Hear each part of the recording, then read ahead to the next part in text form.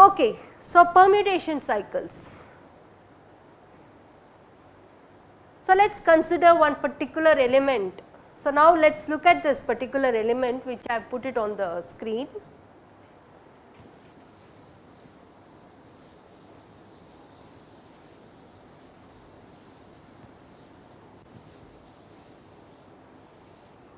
Okay, so I have written an element.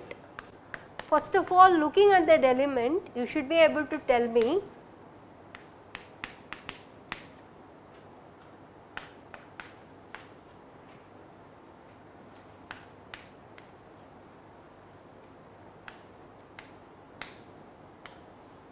so this will be an element of a symmetric group of degree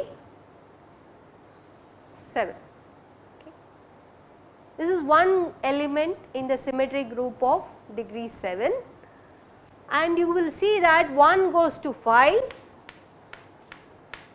and 5 goes to 6,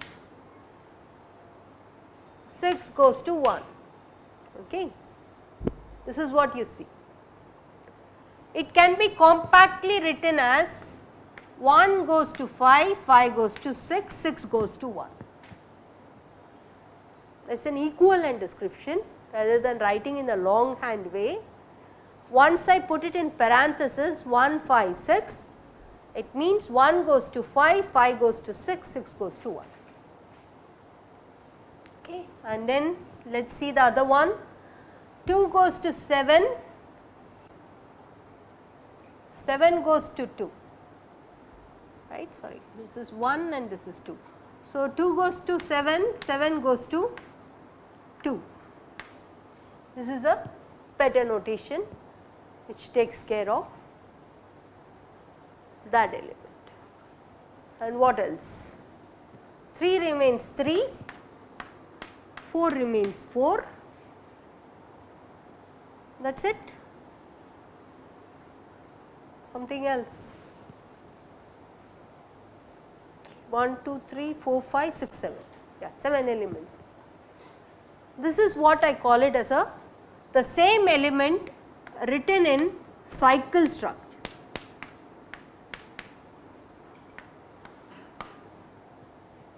Okay. So, I am just writing the same element in a cycle structure.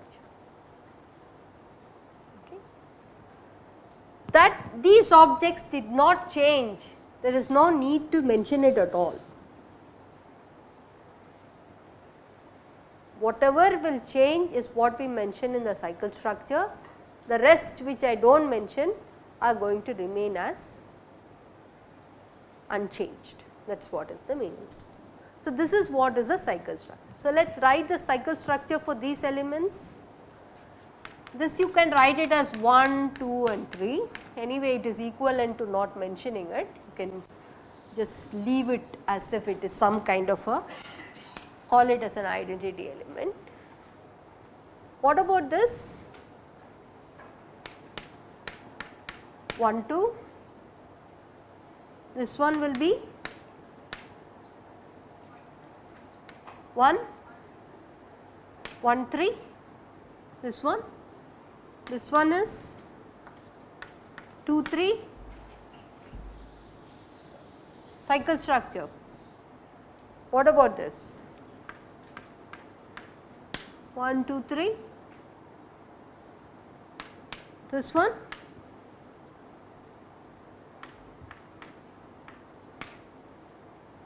am I right? 1 goes to 3, 3 goes to 2, 2 goes to 1. Are you all with me? If you understand the simple example, others you will follow. Okay. So, this is the cycle structure for an arbitrary element. I have just taken an order degree 7 symmetric group just to say that looking at this you could write the cycle structure. The advantage is that the elements in the cycle structure are also in disjoint subsets. You can't have one element common in the, if it is common then everything will get into one higher cycle, right. They are all disjoint and you can play around when you do the multiplication little better. That is why the cycle structure becomes much more handleable if you go to higher degree groups. Okay. So, that is why I am trying to push you to this. Okay. So, I have explained that you can write it as a cycle structure. So, you can write this one, and cycle decomposition is useful for multiplications of 2 permutation elements. Because if you see here, if I write it as a 1-2 cycle structure, if I do it twice, 1 becomes 2, 2 becomes 1, again you can see that 1-2 square is identity. Similarly 1-3 squared is identity, and you can see that 1-2-3 you can cyclically permute it, and when you do it third time you will come back to the identity. There are a lot of advantages of seeing in the cycle structures. So, order really does not matter whether I call 1-5-6 permutation followed by 2-7 or 2-7. So, this will be same as you could have done 2-7 and 1-5-6. So, these kinds of commuting elements are easy. Okay.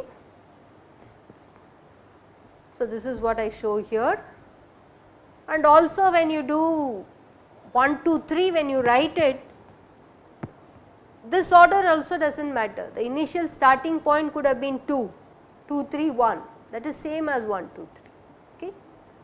So, these also I have said in the slide here, that 1, 2, 3 is same as 2, 3, 1, which is same as 3, 1, 2, really does not matter.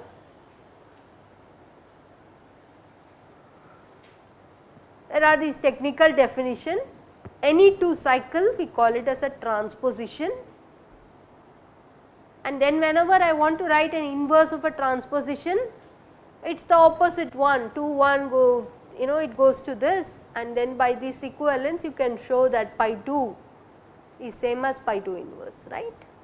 So, transposition or order 2 elements, transposition is on a 2 cycle with 2 elements, and transposition will always be an order 2 element. It is this one, if you do it again you will get back identity. An inverse of the transposition is the same element. Okay. Is this clear? Okay. Inverse of 1, 2, 3 is 1, 3, 2. Can you check that also? You could probably do it here. If you take the inverse here, do the inverse here. So, what does this mean in the inverse? I already taught you that you have to see 2 goes to 1, 2 goes to 1, 3 goes to 2, and then 1 goes to 3. What is this? I did the reverse, and you see that this is nothing but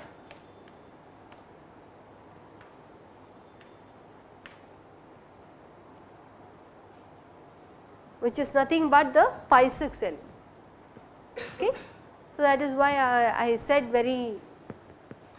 you just do the inverse of the 3 cycle and you will see that pi 5 and pi 6 are inverses of each other. Okay. Is this clear? So, I have tried to take you on a warm up how to do multiplication, group multiplication in the notation of symmetric group elements of this type. I also said now you can also equivalently write it in the cycle structure fashion. Any 2 cycle is what is called transposition. It is an order 2 element. This element is its own inverse, and the other elements you can start finding. If you want to find the inverse of any arbitrary element, you do the reverse and write down the element. I will give you the inverse, and you can check whether the inverse lies in that set. 1 2 3 and 1 3 2 lies in that set. So, 1 2 3 inverse is 1 3 2. Okay. So, this much I have given you a clarity. The next one is, suppose I have, this was a simple example, I could have had a cycle which had 4 or 5 elements. This is a 3 cycle, this is a 2 cycle. So, this particular element is a product of a 3 cycle and a 2 cycle. You could have 4 cycle and a 3 cycle, and then the question is, what do we mean by a 3 cycle? It is actually a composition of transpositions. Any 3 cycle will be a composition of 2 transposition, any n cycle will be a composition of n transpositions. Okay, you can play around with transposition. Transposition is a fundamental object, and you can play around with these transposition to generate all possible n cycles. Okay. So, this is what I am trying to say here. Every n cycle can be written as a product of transpositions. Okay. So, I have given you a k cycle 1 to k. So, the first check you have to do is do it for 1 2 3 whether it is satisfied. Can you check that out for this case? So, what have I written? 1 to k is 1 2 1 3 1 k. So, let us write it.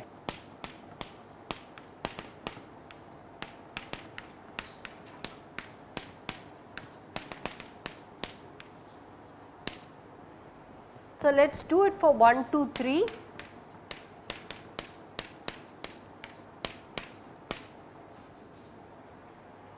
Okay. So, let us write it in the long hand.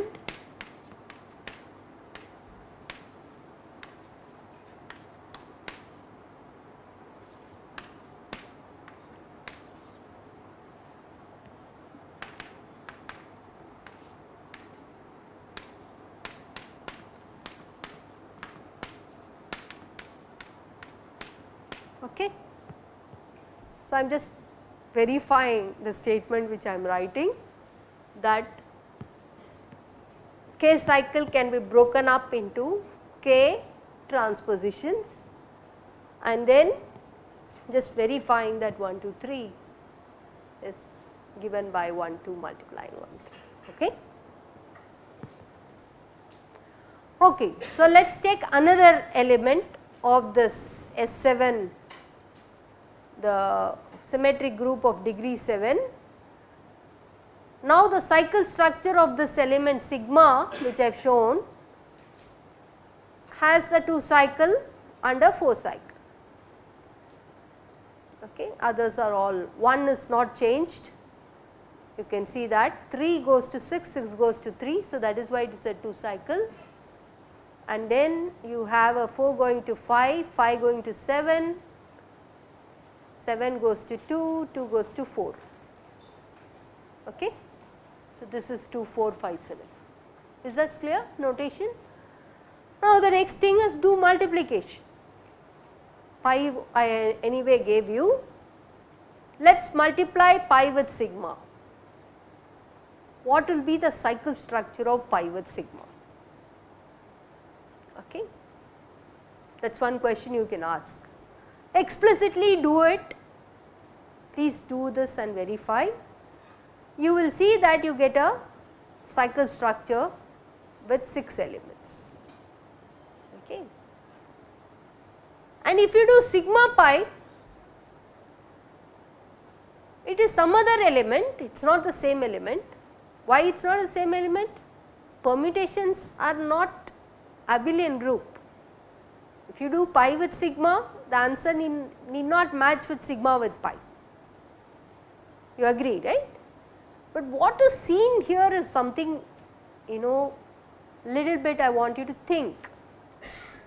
So, what is happening? You do pi sigma, you find a cycle structure with 6 elements or a 6 cycle. You do sigma pi, you again find only a 6 cycle. You are not finding a cycle which is different. What does that tell you? Okay. You can have pi with a different cycle structure, sigma with a different cycle structure, and you know pi sigma is not same as sigma pi. Interestingly, if I find a 6 cycle structure for pi sigma product, I find the same 6 cycle structure, element is different. So, pi 5 and pi 6 are 3 cycles, but they are different elements. Elements could be different, but the cycle structure remains the same. That is very something interesting, and that leads to making one more comment. So, what we find is pi sigma has a 6 cycle structure. So, let me 1 7 4 5 3 6. Sigma pi is 1 5 2 4 6 3. These two are not same. Okay, pi sigma is not equal to sigma pi. But you can see that pi sigma pi inverse, is that right?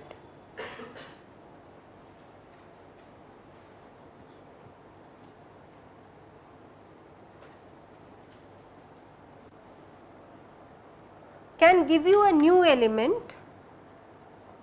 So, pi sigma pi inverse can give you a new element in general, right, and this element are called what? We did this in the beginning of the lecture, conjugate elements. Okay. They are conjugate elements. What you can show is that if this has a 6 cycle, the conjugation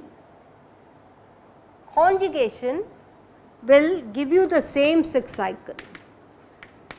It will be a different element, but the cycle structure remains the same. This is what we can show.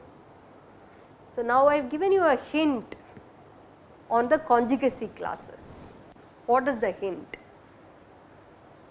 In the objects, 3 object cases, you had a cycle structure, there was a 2 cycle structure, you had a 3 cycle structures, right.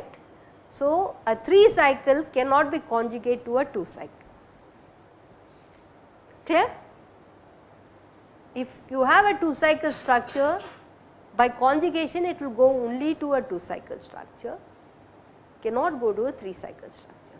So, that tells you that you will have these 3 which are 1 2, 2 3 and 1 3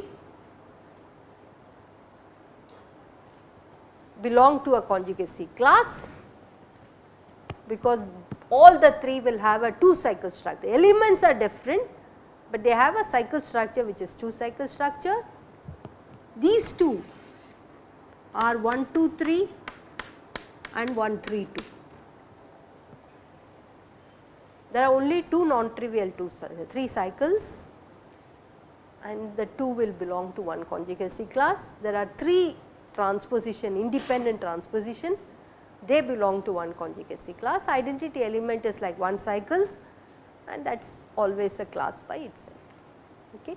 So, this is one way of motivating in terms of the cycle structures. First of all, given a symmetric group of degree 4, suppose, you can break it up, right. You can write situations where, let us do that, maybe I will stop with that. So, you can have degree 4 identity element. So, I am calling that as degree 4 group, symmetric group.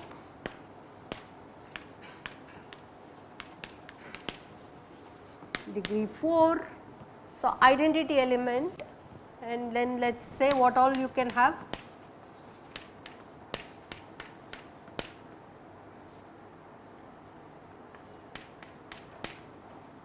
1 4. You have to help me, otherwise I will. That is the 2 cycles. You can have 1 2 3, then 1 3 2, 1 4 3. You know, you can list out all the possibilities. Okay, I am not writing the. How many will be there totally?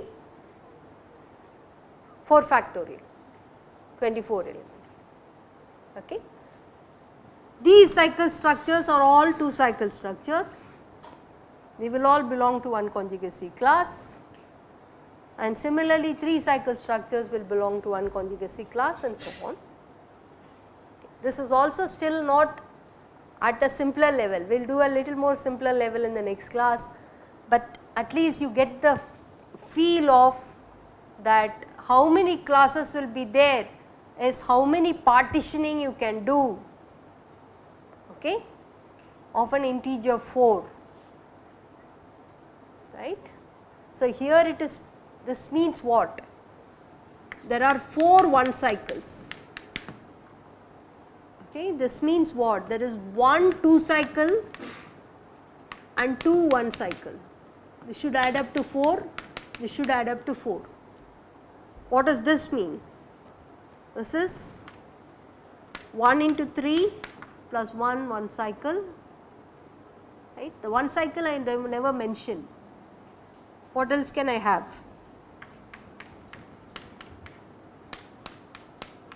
One into 4, yeah. Yeah, so I am saying identity element is nothing but 1, 2, 3, 4, 4 1 cycles. So, 1 cycle plus 1 cycle plus 1 cycle plus 1 cycle, which you can call it as 4 1 cycles if you want, 4 into 1, maybe that is a better notation, 4 into 1, okay, that is 4. This one is 1 2 is a 1 or 2 cycle, then you have a 3, then you have a 4. So, 1 2 cycle and 2 1 cycles, okay. So, maybe this also I can write it as 2 into 1. How about this? It is 1 3 cycle and 1 1 cycle. What is this? It is 1 4 cycle, okay. So, this is the way I am trying to interpret the diagrams, and then you can break it up into partitioning of an integer 4 into various ways. Do you know what is the combinatorial formula for that? Maybe you will know it, but maybe next class we could discuss this, okay. Is this clear? Yeah.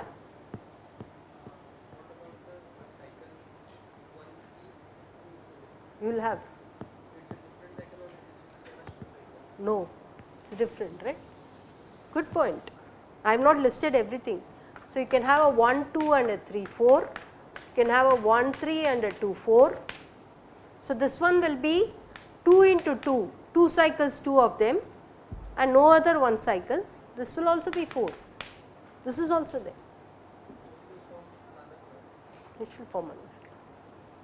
So, in fact, you can figure it out at least how many classes are there. How many elements in the class, maybe there is a combinatorial, but you can figure out that how many classes are there. So, this is the breaking of an integer 4 into various partitioning. So, let me write that. So, integer n into L1 1 cycle, L2 2 cycle, L3 3 cycle and so on, okay, with the restriction such that someone L1, 2L2, 3L3,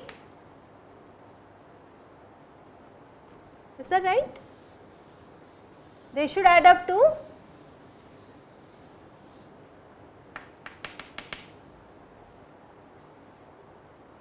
how much it can go to?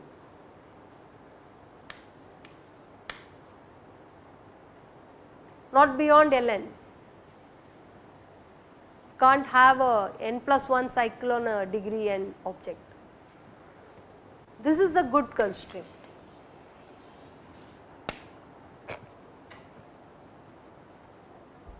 For the 3 objects it is simple. What are the options? You can have 3. If you want n equal to 3, L1 is 3. What is that? That is the identity element. 3 1 cycles. L2 is 1. That will be your pi 2, pi 3, pi 4. L3 is 1, satisfies this condition.